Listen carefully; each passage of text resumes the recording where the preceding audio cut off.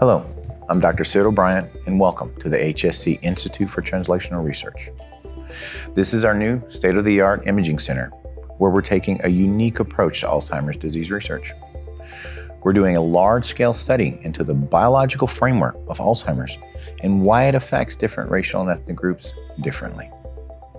I believe that the answer to that question will lead to new treatments designed for individual patients instead of the current one-size-fits-all approach.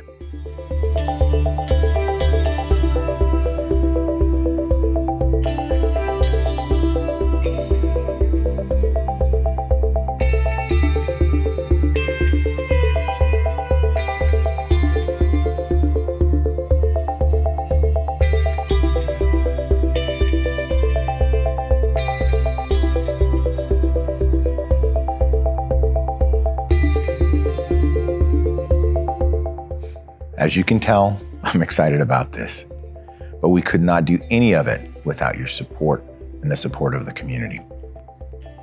Thank you for your time and for your interest and for your support. I truly believe that together we can change the way we treat Alzheimer's disease.